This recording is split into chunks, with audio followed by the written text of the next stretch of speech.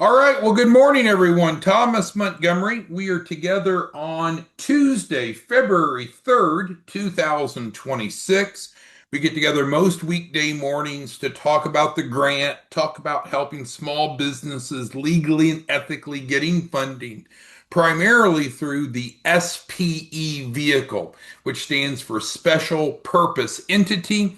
Some of you prefer to call it SPV. Special purpose vehicle means the same. So we've got a little bit of a busy screen here, but we're going to vet through it. On the left-hand side, we have our website, spefunding.com. It is our resource site for the SPE program. A lot of people don't have the level of knowledge or sophistication that you and I have. So when we talk about how to structure a loan package to get funding, that can be above some people's heads. So a big part of what you and I do, assuming that you're one of our distribution partners, is we need to educate people because if they don't have the knowledge that you and I have, it's very unlikely that they're going to be successful. So on spefunding.com, we've broke it down into an incredibly easy 3 steps to follow. Now, at any time, a person could stop from taking the next step if it's not in their best interest. But we start with getting them some introductory training. Then we go into advanced training. There's 2 bonus trainings that are available. So we certainly encourage everyone to watch all 4 of those. Now I know you'll sometimes get the pushback. Well, I'm busy, I've got a life, I've got a job or what have you. Well, we're talking about helping these people get a minimum of 250,000 in the next 30 days. If they're not willing, able, or capable to understand how this model works, they probably should go look for some other resources because it's legal, it's compliant, it's effective, but it's unique, it's different, and we need to get these people up to speed. Because what you and I don't want is what we used to have, where people would come back and say, "Well, no one told me that. I didn't know that." Well, we don't want any surprises. And the best way that we can avoid surprises is using this structured education so they understand from A to Z, from top to bottom, from beginning to end. So we start with the financial literacy across the first 2 steps, and then we make it crazy simple to participate. No upfront costs, guaranteed results. They come over here to number 3. Now, if you are one of our affiliates, you probably will not drive them in right here. You will drive them into your landing page. Everyone should have a landing page. If you don't have a landing page, then come down here and get set up as an affiliate. It's free and get your landing page, and there's a training on being an affiliate. But essentially, regardless if they're coming through our website or through your landing page, the process is the same. They're going to see this packet. It's got a 1 page synopsis, which we've gone through on prior trainings, which is outlined at SPE funding, and then they'll fill out the 1 page app.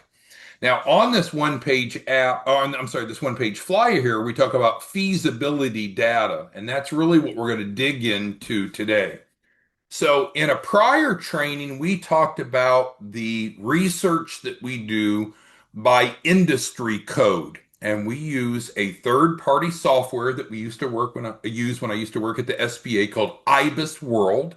And it cost us about $2,000 per report, but we pay for that, and that's referenced over here um, on the 1, 2, 3, 4, 5th bullet, feasibility data. We use IBIS World, and we've demonstrated that, and that's part of the training that's available here.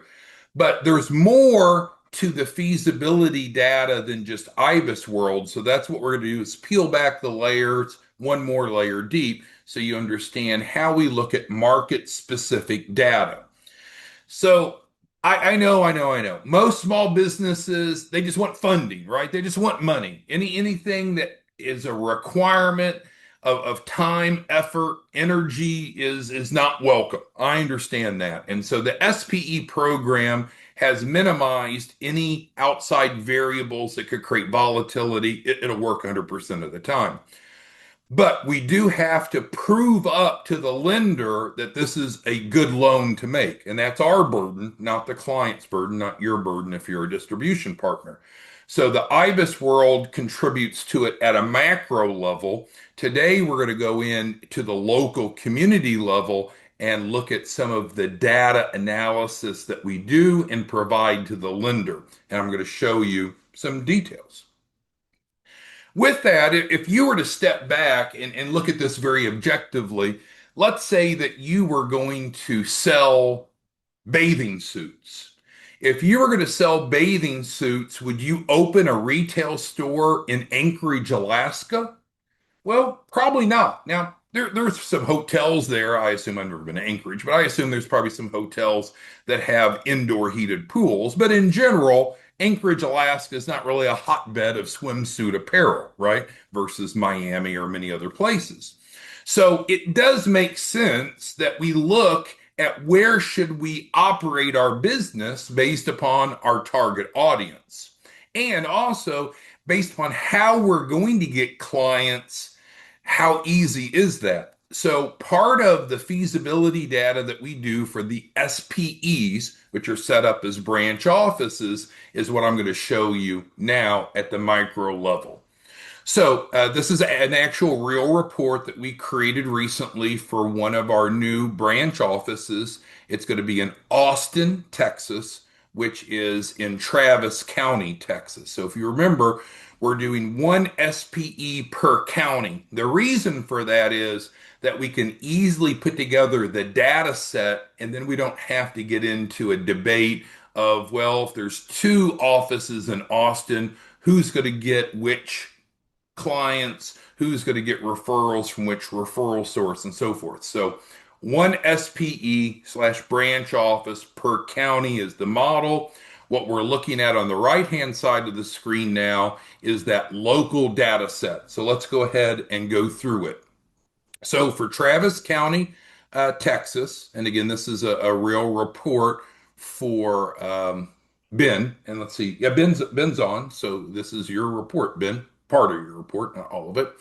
So when we look at Travis County, we're determining if we can justify to the lenders that there's an opportunity to provide our management consulting services in that marketplace. So the first data we look at is what is our potential pool of customers? No, we're not saying that everyone needs capital. No, we're not saying everyone's going to be working with Ben in Austin. That's too good to be true. But we need to start with what's the potential pool of prospects.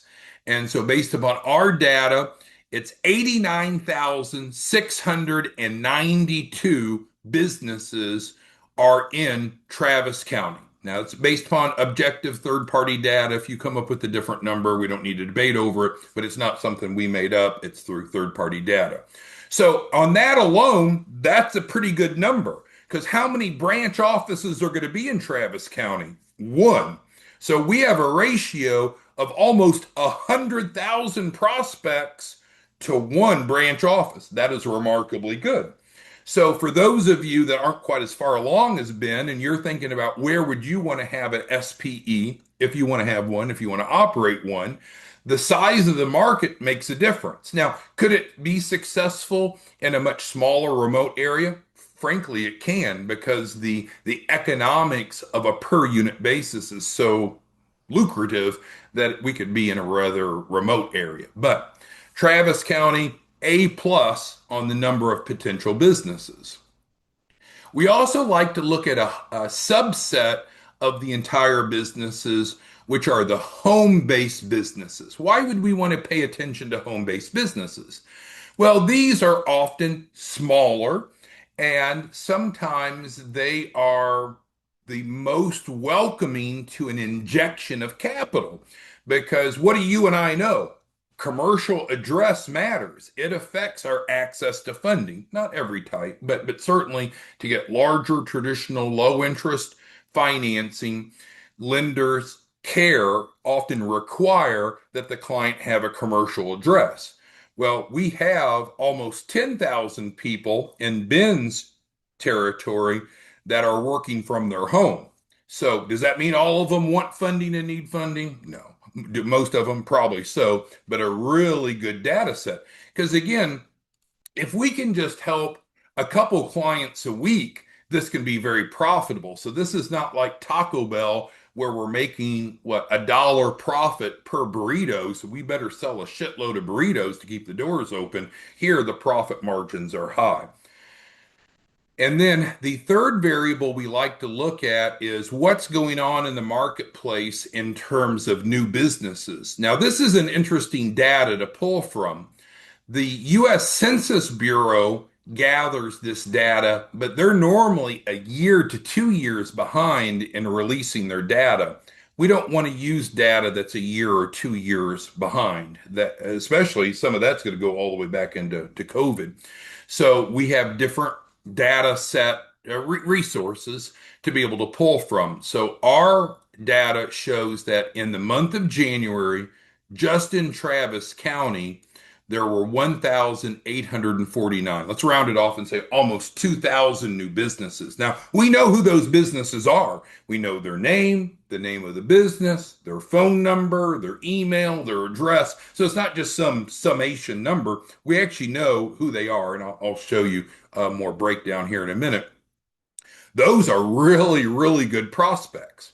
Now, with our SPE branch model, each SPE branch office can decide do they want to operate or not. It's up to them. They could just use it for a capital raise strategy, which we talked about on yesterday's training. If you missed that, you can go back.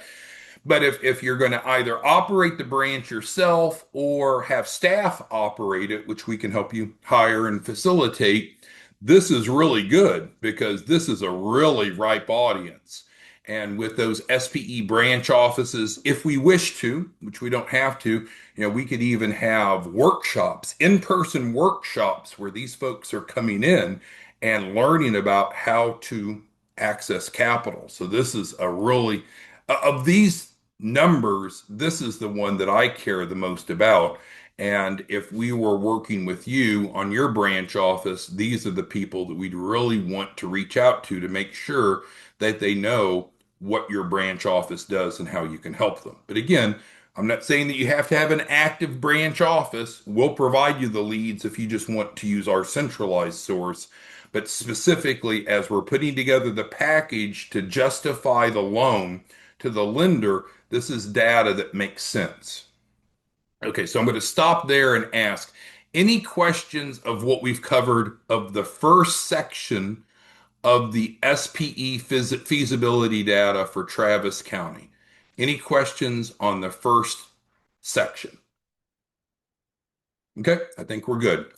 Now, in addition to our target audience, people that may use our services, our management consulting, loan brokerage services through the SP branch office, another key indicator of how ripe the market is based upon key influencers.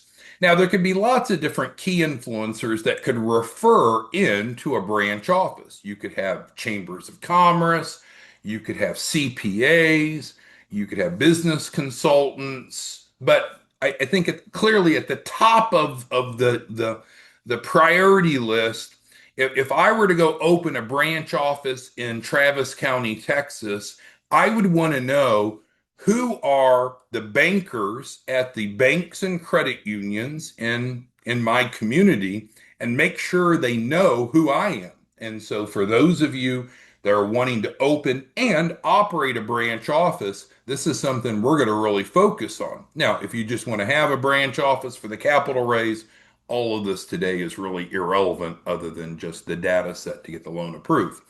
But in Ben's area in Travis County, our data shows counting two industry codes, credit unions and banks, there are 346. Now, that's not a perfect number because there's going to be obviously, Chase Bank has multiple locations. So you have multiple locations, but typically it comes down to the business bankers at each of these branches. And typically each branch will have one or more business banker. Those are the individuals that we'll actually be interfacing with. But certainly When we have 346 branches in our territory, that is exceptional. Now, how much volume does that spit off? That becomes very difficult to find objectively. But on average, what we've seen is the average business banker will process 10 business loan applications per month. That's a generalized number, an industry number. So some do more, some do less, but in general, 10. So how many small business loan applications are processing through these key influencers? Well, if we add a zero to end, the end time and multiply by times 10, we have about 3,460 business loan applications processing in Ben's territory per month.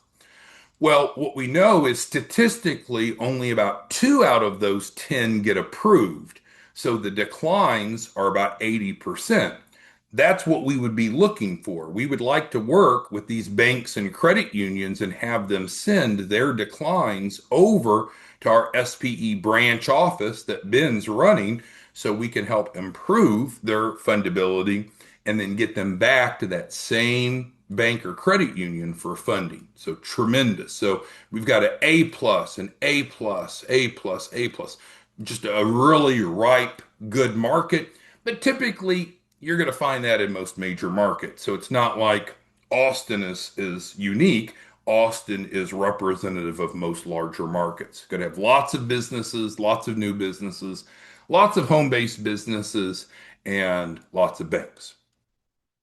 So then we go ahead and prepare a set of reports for the loan package. The reports that we provide is the NAICS and the SIC breakdown. So these are very similar and certainly overlapping, but these represent industry codes. And so we're going to look at these here in just a moment. They're on these tabs across the top. This gives us an understanding of what's the makeup of the businesses in that given county. So again, if you are going to run an SPE branch office, and if you don't want us just to do the marketing, if you're going to want to be involved with the marketing, understanding the complexion of the business breakdown in your area is very helpful, and this looks really good to the lender. We also look at city breakdown because remember, the SPE branch offices are set up on county. So each county normally has multiple cities. So we do a breakdown on cities, which we're going to look at in a moment. We even break it down by zip code. Now, this is interesting. So if you are going to run the SPE branch office uh, literally, then where you base your office should probably match where the biggest concentration of prospects are. So we don't know just where that there's a number in the given county. We actually know what city those businesses are based in. We even know what zip code. So there could be some strategy of picking an office that's closest to the greatest density of your target market. We can even do heat maps if you're familiar with heat maps, where a heat map is a visualization of where the greatest density is.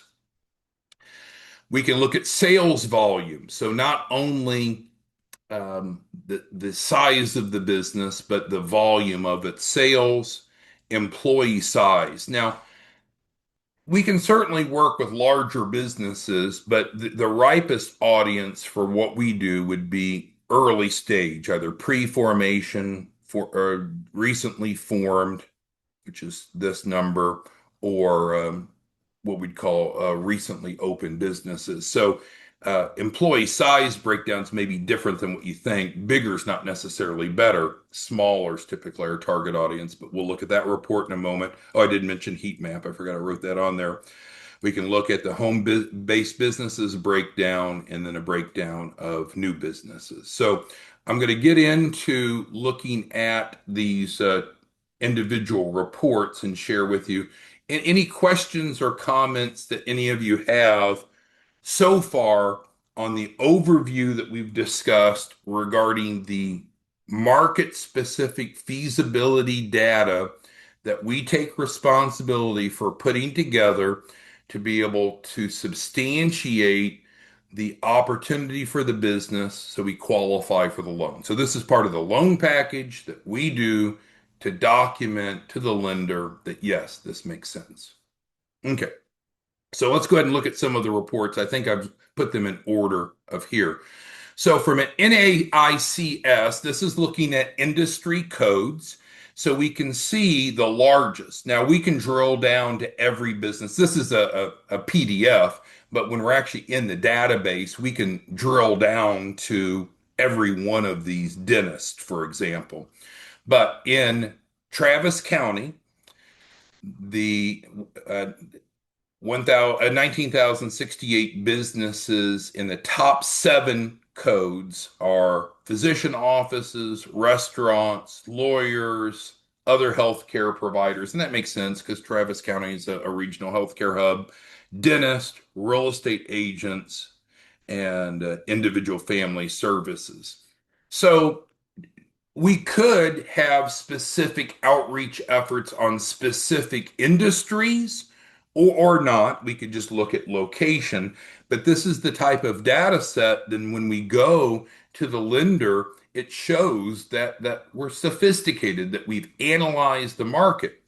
Now, frankly, I wouldn't be targeting full service restaurants, but like beauty salons is excellent. And we work with a number of beauty salons now. Well, there's 747 beauty salons. And I've worked personally with a beauty salon recently, and those can be very profitable, but they need to have a good, attractive location. So they need the capital to have that good appeal. And then they typically hire more and more techs and are able to generate more and more income. So there's a really good chance, for example, that of these 747 beauty salons, that many of them would be looking for capital to grow. But regardless, this is by NAICS code. Similar but different are the SIC codes. So some lenders care about NAICS, some care about SIC. Bottom line is it's just looking at the makeup of the top businesses in the area based upon two different types of industry codes. And again, we take care of all the reporting, just sharing with you the type of detail that's available. And Ben, as we go through this, I'm anxious to hear from you. Is any of this data different or surprising to you, or does it all pretty much match what you believe to be the case for Travis County? All right, so we'll go to city now. So again, we're setting up the SPE per county, and each county normally will have multiple cities. So it's good to see where are the businesses. So in Travis County, no surprise, most of them, look at that green bar, most of them are in Austin. And then there's a pretty close equal amount in Pflugerville and Westlake Hills, and we get much smaller. So as Ben is deciding where, and he already has an office, but for most of you, when you're deciding if we are going to actually operate an office, which you don't have to, but if you are going to operate an office, where would you want it? I would think we would want to have your SPE office, your branch office in Austin, because the vast majority, what, around 90% of the businesses are in Austin. Now, maybe you live in Bee Cave or Spicewood and it would be more convenient, but in general, the closer you can be to your target audience, the better. So here we have it by city, which makes sense. Then we can even look at it by zip code, drill down all the way. So all of these are zip codes that are fully or partially in the county, Travis County. Sales volume is a different view. So now we're looking at not by industry code, but by how much sales volume each of these businesses have. And so certainly larger businesses can be looking for a capital raise, but our sweet spot would be the earlier stage, smaller businesses that are looking for that initial jolt of capital. Well, that's not a problem because in the smallest category, there's 38,000 of them in Travis County, but this shows the breakdown. And then here by employee size, and we looked at this a little bit yesterday when we were going through the feasibility data from IBIS World. is that, which kind of makes sense. Typically, the more employees that a company has, usually the bigger they are, the more revenue they have. Kind of makes sense. But if we were to apply that to what we're doing, which businesses have the greatest need for capital and the least access, it's typically the smaller businesses. So if we wanted to narrow in, and again, this is not an interactive link. The database is that this is a print screen, but we could literally go in and see who these 53,000 businesses are, just so you know. But we have 53,297 businesses that have 1 to 4 employees. That's a really ripe audience there. And then we can also see the biggest employers, which is not our target audience, right? We're not going to go to Apple and say, hey, let us help you with your capital raise. But these small businesses are ideal. Here's the heat map I was making reference to, and it's a little bit hard to see here when it's not interactive. But the bottom line is we have Austin, and then with the colors, it shows where the greatest density of businesses are. To no surprise, the greatest density would be downtown Austin, kind of where the S is in Austin, but there's also clusters in other areas. I don't know that any of this is going to be a surprise to Ben as our SPE branch office client. But again, can you imagine when we're presenting this packet to the lender to substantiate expanding into Travis County? This shows that we've got our act together, that we know what we're doing, we know who our target market is, we know the composition of the target market, we know where they're located. Have any of you, I'll pause for a moment. Have any of you put together a data set like this before to qualify for a loan? And some of you, I assume, probably have, but just curious, yes or no in the Q&A. Have you ever put together a feasibility data set to include in your loan application? It's often the key to success. And then, as we've talked about before, it needs to be created by someone other than you. The analogy we gave the other day is it's like in school, ever remember once in a while the teacher in elementary school would let you grade your own paper? Well, you probably got an A because there is this bias to giving yourself better grades than you should. Here, we're providing the development of the feasibility report using objective third-party information. So this carries significant weight. This is one of the keys to getting approved for larger loans. But you can see why it starts to matter the structure. So it's not just the packaging. We do have to determine what is our industry. Well, when we're using SPEs normally, they're set up as management consulting. So all this data we've looked at is accurate. But let's say that's not what you're doing. You want to be a plumber and you want capital to build out a plumbing company. Well, we'd have to look at another set of data because this isn't what we'd be looking for. We'd be looking more at consumers. But with that, then we can also look at home-based businesses. We really, really, really like targeting home-based businesses because often they're home-based because either they don't have quite the capitalization or the sophistication. So we can help them with both of that. So if we look at in this same county, Travis County, what are the key industry codes of home-based businesses? We have real estate, attorneys, consultants, home builders, service industry, construction companies, nonprofit, and then there's a further breakdown here. So again, some of you really like identifying a given vertical, a given industry, like insurance. A lot of you, I shouldn't say a lot, some of you like to really work with, I can't highlight it individually, but insurance agents. Insurance agents are great to work with because a lot of insurance agents, like real estate agents, a lot of them are doing it on a part-time basis, working a full-time job, trying to get that critical mass to quit their W-2. But if they had capitalization, then they could quit sooner and go full time.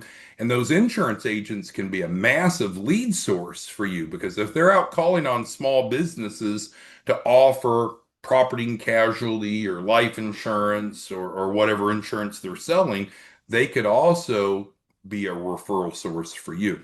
But regardless, here we're looking at by home-based businesses. And then our last report we're going to look at is what is the complexity of the new businesses. So again, if we go back to our cover page, this is the last of the breakout reports. So for new businesses, the top industry codes are holding companies, real estate, consulting, restaurants, retail stores, attorneys, and then a breakdown. And again, when we're putting this together, we'll be interfacing with you. And so if you say, well, I really like that idea of working with insurance agents, for example, then we can drill in, and for the new real estate agents in the area, we can identify who they are and how to reach them. But again, our model of the SPE branch office gives the client the flexibility. Do they want to operate a branch, or do they want to just use this strategy for capital raise? We discussed this yesterday.